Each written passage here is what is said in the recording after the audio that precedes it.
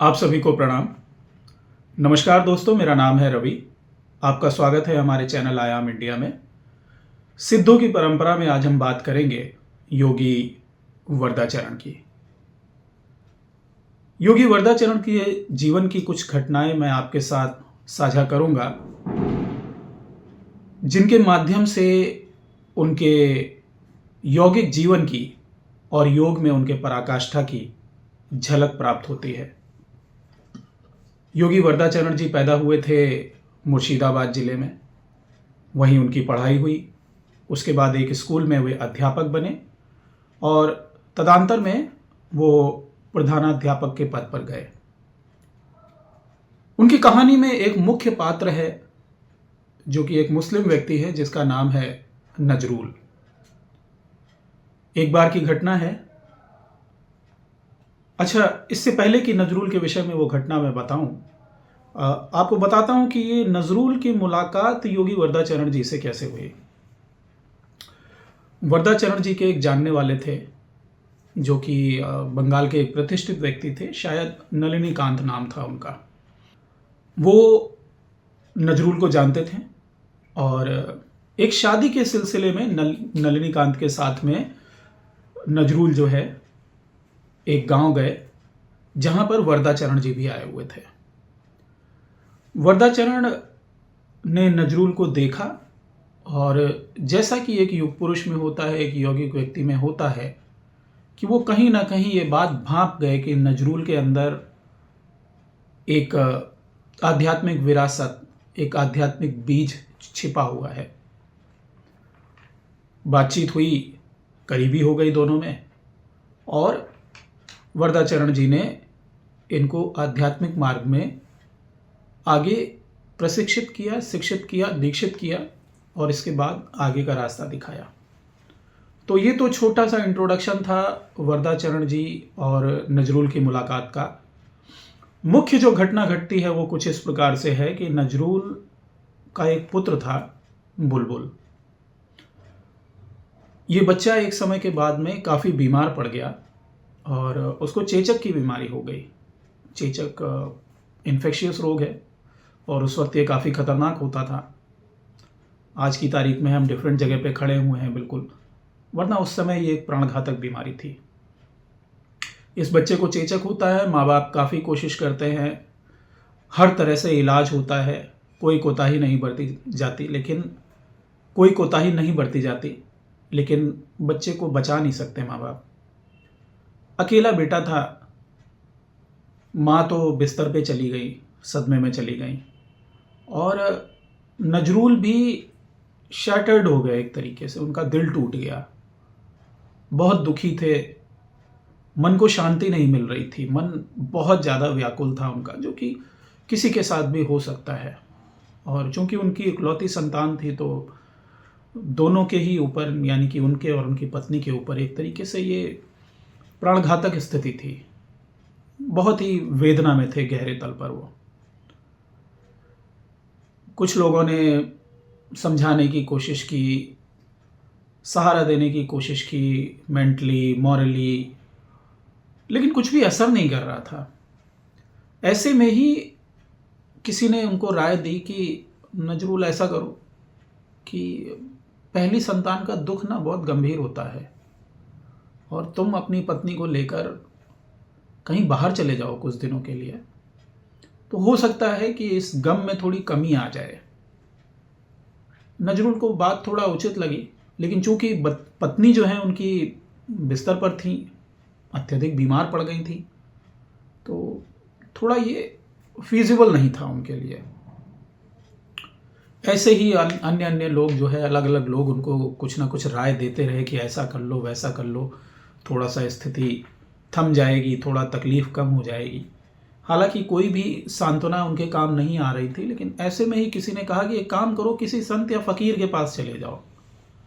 वहाँ पर जब कुछ अच्छी वाणी सुनोगे, कुछ जीवन के विषय में दार्शनिक बात सुनोगे, शायद तुम्हारे दिल को जो है थोड़ा ढांढस मिले।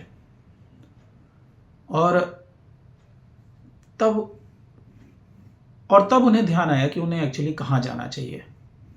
आपको बता दूं कि इस समय तक नजरुल जो है वरदाचरण जी से आध्यात्म का मार्ग प्रशस्त करवा चुके थे। वे दीक्षित हो चुके थे और वरदाचरण जी उनके गुरु थे। अपनी तकलीफ में वो इतना गमगीन हो गए थे कि गुरु तक का ध्यान नहीं आया उस पीड़ा में। मगर फिर वो गए, उनसे मिलने गए वरदाचरण जी से, उनको अपनी स्थिति बताई। वरदाचरण जी ने उनके साथ सहानुभूति प्रकट की और उनसे कहा कि अब जो हो गया है सो हो गया है, अब गए हुए को लाया तो जा नहीं सकता, कोशिश करो कि अब इस घटना को चला ही जाने दो अपने मानस पटल से भी। उन्होंने कहा, ये कैसे हो सकता है गुरुजी, मेरी छाती से भार नहीं जा रहा, मेरी तकलीफ नहीं जा रही, मेरा मन बहुत व्याकुल है और मेरे मन को एक पल का भी आराम नहीं मिल रहा है। वरदाचरण जी को बड़ा तरस आया उनके ऊपर। उन्होंने उनको एक निश्चित स्थिति में बिठाया या आसन में कह लीजिए, और जहाँ तक मुझे ध्यान है उनके सीने पर हाथ रखा या उनके शरीर पर हाथ रखा और वो भी ध्यान में चले गए। थोड़ी देर बाद जब उन्होंने आंखें खोली तो उन्होंने कहा कि नजरुल परेशान मत हो, तुम्हारी वेदना कम हो जाएगी। और ऐसा हुआ भी। नजरुल की वो वेदना,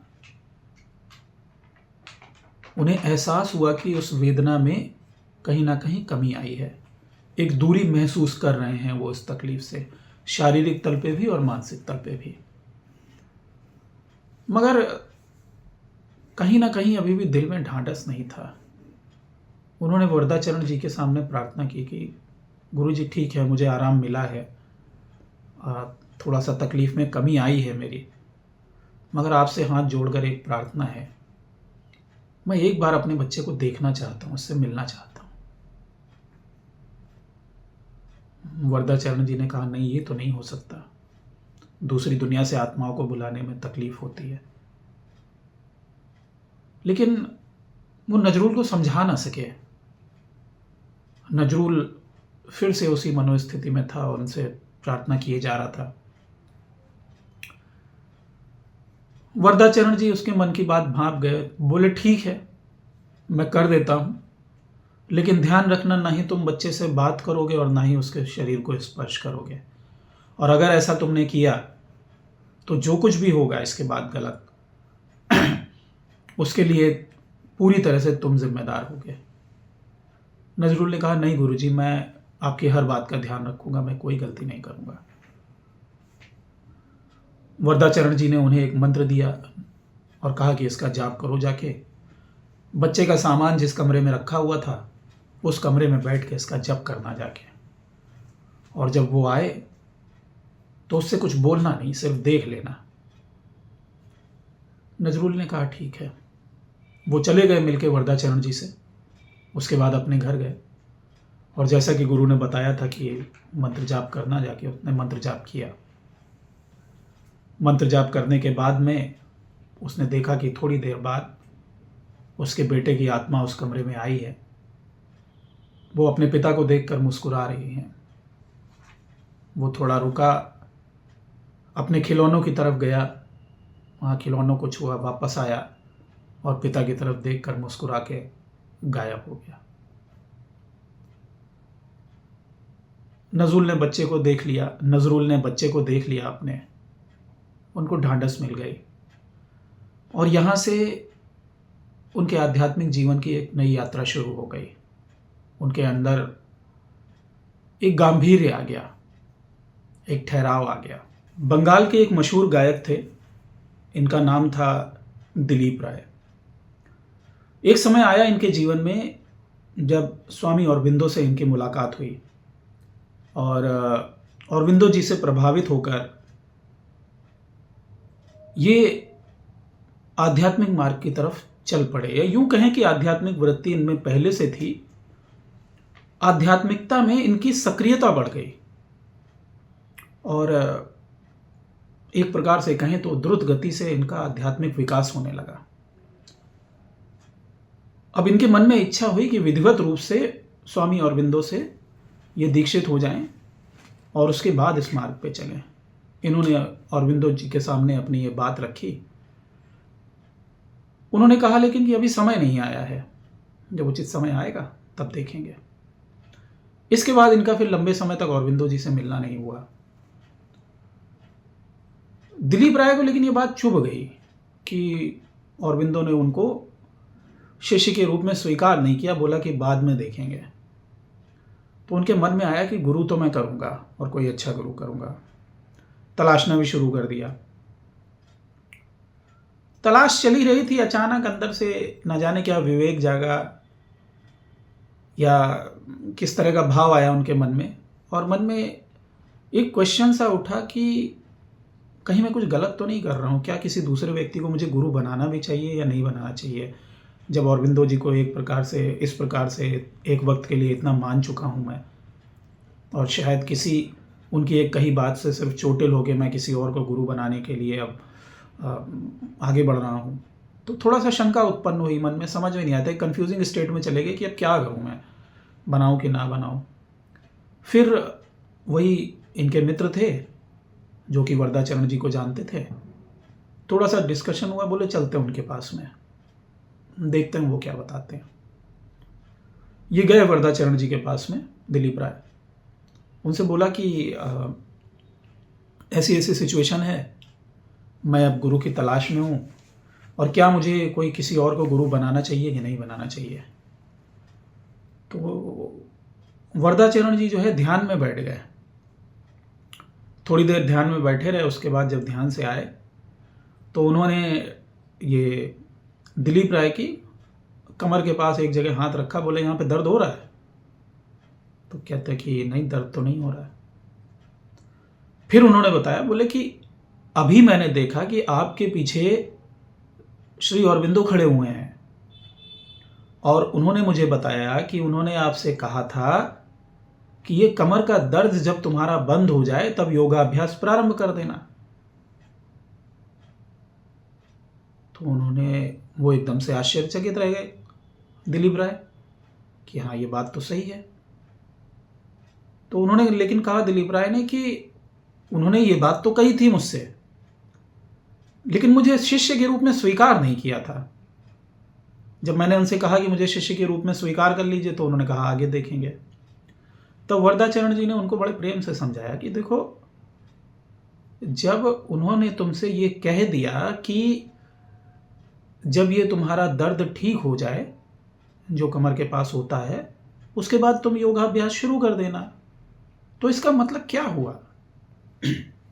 उन्होंने स्वीकारिता तो पहले ही दे दी। उन्होंने तो पहले ही कह दिया कि तुम्हें अब योगाभ्यास करना है, तो फिर इसमें ना करने की बात ही कहाँ रही? शायद आप बात को समझ नहीं पाए। वरदाचरण जी को भी कहीं ना कहीं दिलीप राय को भी बात समझ में आ गई कि हाँ, उनसे शायद थोड़ी भूल हुई है, और फिर वो उसी रास्ते पे वापस चल दिया। इसी बीच में उनका मन किया कि मैं एक बार काशी घूमने जाऊं, और काशी जा रहे थे तो उनके दिमाग में आया कि यार कोई बढ़िया संत मिल जाता उच्च कोटि का, वहाँ पे आशीर्वाद वगैरह मिल जाता उनसे, तो थोड़ा अच्छा रहता।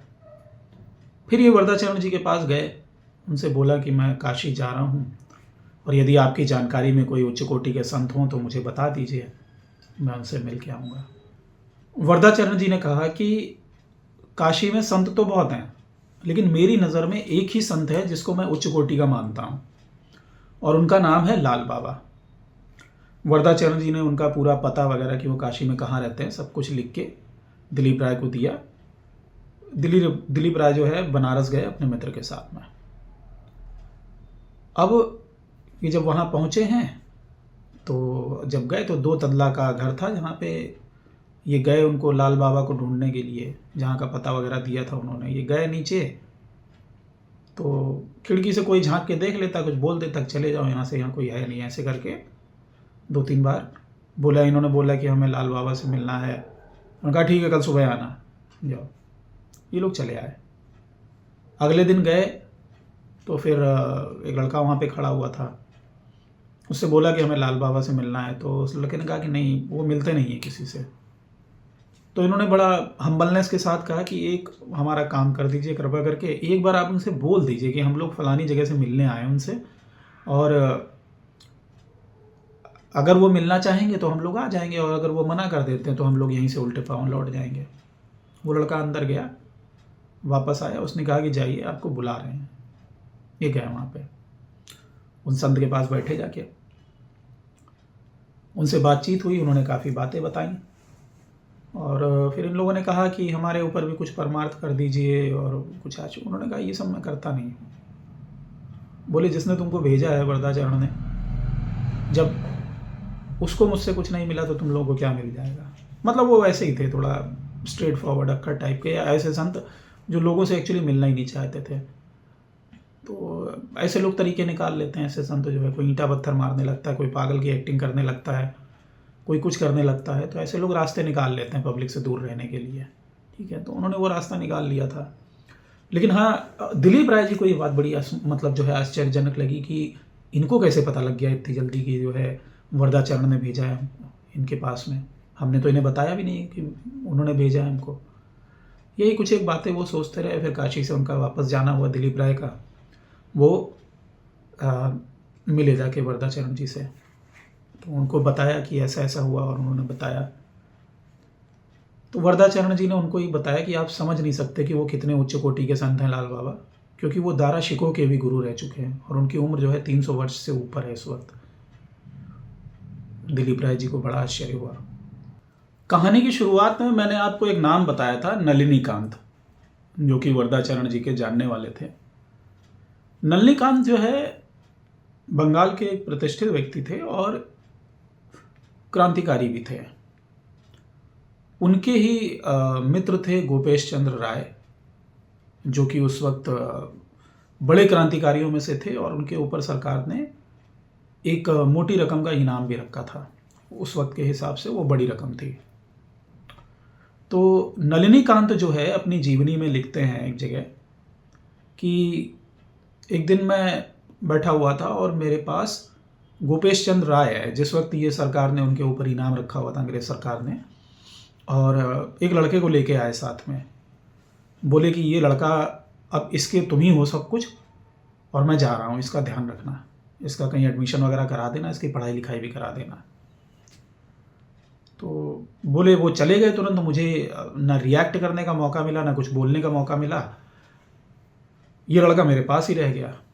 तो बोले वरदाचरण जी जो है ऑब्वियसली मेरे जानने वाले थे, हेडमास्टर थे, तो मैंने सोचा कि उन्हीं के यहाँ इस लड़के का एडमिशन करा दूंगा। तो बोले मैं एक दिन उनको लेके गया, उस बच्चे को जो है, उस लड़के को इनके पास लेके गया वरदाचरण जी के पास में कि इस बच्चे का एडमिशन कर लीजिए।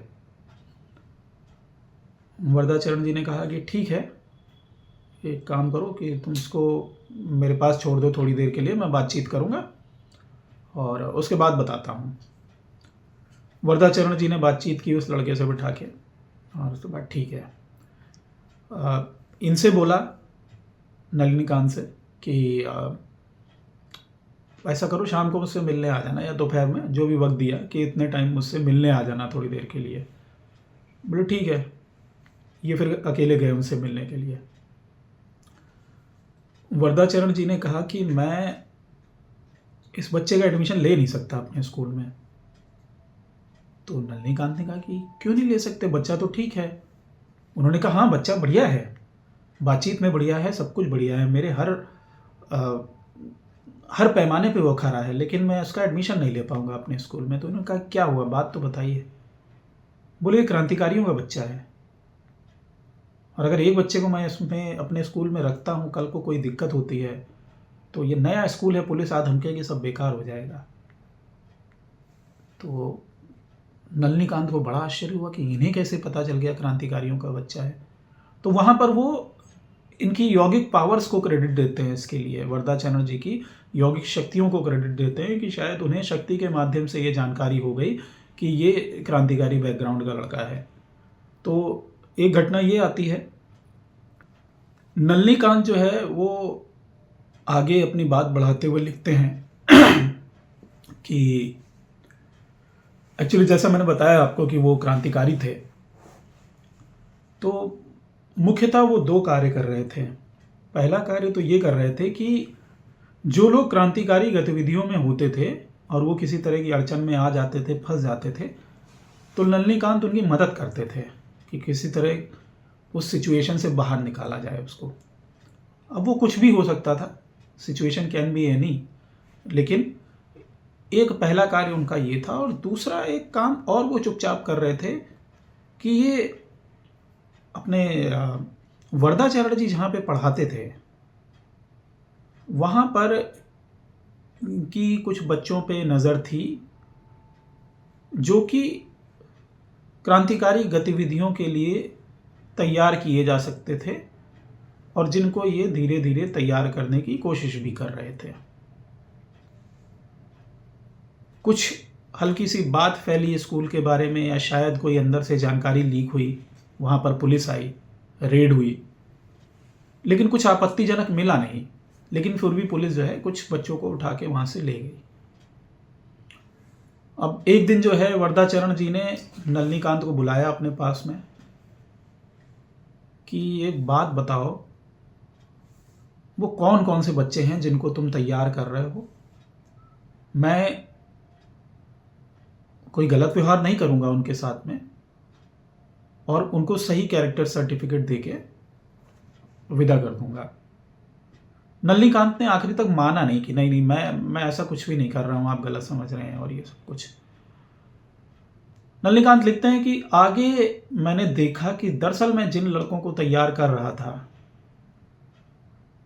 उन सभी लड़कों को एक एक करके वरदाचरण जी ने स्कूल से बाहर कर दिया। इसको भी वो उनकी यौगिक शक्ति को क्रेडिट देते हैं कि वो अपनी यौगिक शक्तियों की वजह से ही एग्जैक्टली जान पाए कि वो बच्चे कौन कौन थे और किसको किसको स्कूल से बाहर करना है। आगे एक और घटना का जिक्र करते हुए नलिनीकांत सरकार कहते हैं कि एक बार की बात है कि मेरा एक पुराना सहपाठी मिल गया। यूं ही बातचीत होने लगी। बातचीत में उसने बताया कि जो नजरूल है वो उसका गुरु भाई है। तो बोलते मुझे ये बात थोड़ी अचंभित करने वाली लगी, तो मैंने उससे पूछा कि नजरूल गुरु भाई है तुम्हारा और तुम लोग किसके शिष्य हो? तो उसने बोला कि हम लोग वरदाचरण जी के शिष्य हैं, वरदा भाई के।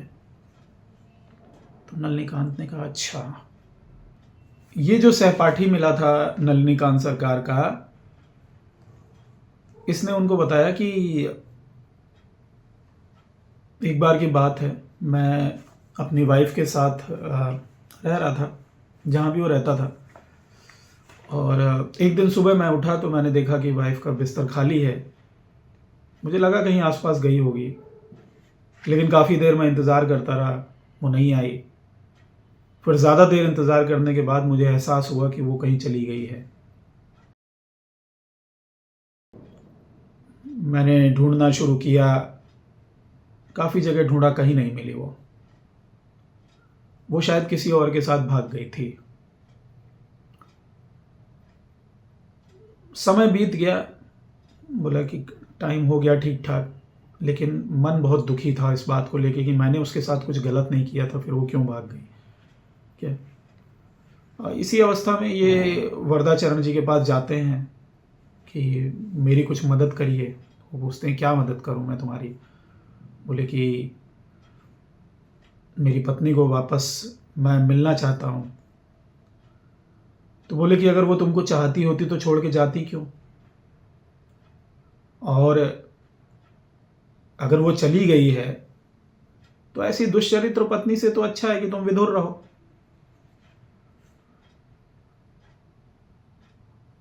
उसने कहा कि नहीं, मैं फिर भी मिलना चाहता हूं और मैं आपको वचन देता हूं कि मैं उससे कुछ भी नहीं खाऊंगा। तो उन्होंने कहा कि ठीक है, मैं तुम्हें बता दूंगा, लेकिन ध्यान रखना कि तुम्हें उसे धर्मपरायण रूप में पत्नी की तरह रखना होगा, परेशान मत करना आगे। बोले नहीं करूंगा। तो बोले चिंता नहीं करो, वो अपने किए का दंड भोग रही है। जिस आदमी के साथ भागी थी वो तुम्हारा अपना ही दोस्त था और वो उससे नहीं, उसके गहनों से प्रेम करता था। जब गहने निकल गए उसके हाथ से, अब उसने उसको छोड़ दिया है और वो झाड़ू बर्तन का काम कर रही है घरों घरों में, और ये जगह है, यहाँ पे तुम्हें मिल जाएगी, तुम चले जाओ। तो ये लड़का नलिनीकांत का दोस्त बताता है सहपाठी कि मैं गया वहाँ पर तो पत्नी मिल गई, वही बर्तन मांजते हुए, आके पैर पकड़ लिए, फिर बोले मैं ले आया उसको, और तब से हम दोनों साथ में हैं, कोई प्रॉब्लम नहीं। मैंने उसको धर्मपरायण रूप से पत्नी के रूप में साथ में रखा हुआ है अपनी। बोले यहीं से फिर वरदाचरण जी के लिए मेरे मन में बहुत ज़्यादा भाव आ गया, और मैंने सब पत्नी के साथ में उनसे दीक्षा ली, और आज भी हम योग मार्ग पे चलते हैं।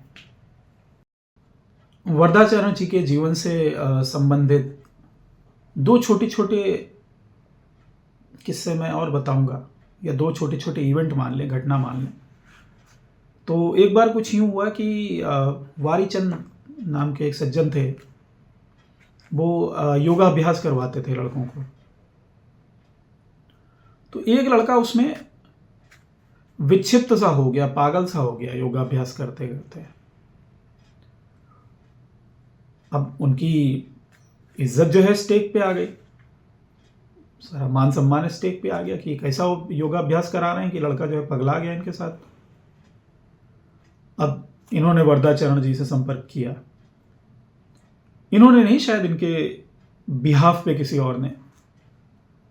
तो वरदाचरण जी ने कहा कि वारी से कह देना कि ऐसे हर एक को योगाभ्यास ना सिखाया करे, लड़का जो है कच्चे दिल का है, कमज़ोर दिल का है। और मेन बात मैं तुमको बताता हूँ कि दरअसल इस लड़के का एक दोस्त था, दोनों बहुत करीबी दोस्त थे। तो इस लड़के का दोस्त जो है वो मर गया, अब उसकी आत्मा इसके साथ में है, और इसको योगाभ्यास इसीलिए नहीं करने दे रही है कि ऐसा ना हो कि उसकी शक्ति बढ़ने के बाद में इसको अपने दोस्त से दूर होना पड़े।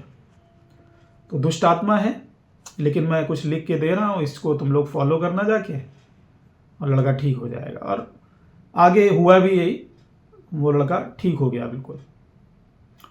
एक घटना और आती है, थोड़ा सा अलग है। जिस स्कूल में वो पढ़ाते थे लाल गोला में, वरदाचरण जी जहाँ पे प्रधानाध्यापक के रूप में थे, एक बार स्कूल इंस्पेक्शन के लिए इंस्पेक्टर आया। अब प्रधानाध्यापक होने के नाते इनको मौके पे मौजूद होना चाहिए था, जो कि ये थे वरदाचरण जी। इंस्पेक्टर काफ़ी सख्त किस्म का था, तो उसको देखते ही सारे शिक्षक विक्षक जो है अपनी अपनी जगह पे और बच्चों को पढ़ाने में लगे हुए हैं, और वो सारी चीज़ें। वरदाचरण जी ने उनको पूरा इंस्पेक्टर को एक एक जगह दिखाई, उसके बाद रजिस्टर पे सिग्नेचर किया, और उसके बाद जो है जो इंस्पेक्टर आया था उसने अपने हस्ताक्षर किए रजिस्टर पे। उसके बाद वरदाचरण जी कुछ बोलते हुए इंस्पेक्टर से चले गए, बाहर गए या कहीं थोड़ी देर के लिए इधर उधर मूव हो गए। वापस आते हैं वरदाचरण इंस्पेक्टर के पास में, उनसे कहते हैं कि साहब माफ़ कीजिएगा, आप जल्दी आ गए या आप आ गए हैं? दरअसल एक संत आ गए थे घर पे, मुझे थोड़ा समय हो गया आने में। उसने कहा समय हो गया आने में? आप तो मेरे साथ ही थे वरदाचरण जी, आपने सब जगह दिखाई जाके मेरे को, और ये देखिए आपके सिग्नेचर करने के बाद में मैंने सिग्नेचर किया, ये आप क्या कह रहे हैं? तो वरदाचरण जी ने बोला कि नहीं सर, मैं सही कह रहा हूँ, मैं तो घर से आ रहा हूँ अभी। फिर उन्होंने रजिस्टर उठा के साइन देखा, साइन देखने के बाद वो आंख बंद करके बैठ गए, थोड़ी देर बैठे रहे, फिर उठे, कागज़ लेके कुछ लिखने लगे उसमें। कागज़ में लिखा उन्होंने, और उनसे बोला उसके बाद में कि सर ये मैं अपना त्यागपत्र दे रहा हूँ, और इस बात को मैं पूरी ईमानदारी और पूर्ण सत्यता के साथ कह रहा हूँ कि मैं घर से आ रहा हूँ, लेकिन मैं आपको बता देना चाहता हूँ कि यहाँ पर जो आया था वो मेरे इष्ट देव थे, वो मेरे इष्ट थे, और मेरे अनुपस्थित होने के कारण उन्हें इतना कष्ट उठाना पड़ा कि मेरी जगह वो मेरी नौकरी पर आए। उसी वक्त उन्होंने त्यागपत्र दे दिया। तो ये तो थी कुछ वरदाचरण जी के जीवन से जुड़ी हुई कुछ प्रासंगिक घटनाएं और ऐसी घटनाएं जो कहीं ना कहीं उनके संतत्व की पराकाष्ठा का जो है, यूँ कहूँ कि उनकी शक्ति के, उनके ज्ञान की, उनके संतत्व के पराकाष्ठा की दुहाई देती नजर आती हैं। आज के लिए इतना ही। महाशक्ति आपकी रक्षा करें, आपके जीवन में शुभता हो, यही मेरी ईश्वर से प्रार्थना है। धन्यवाद।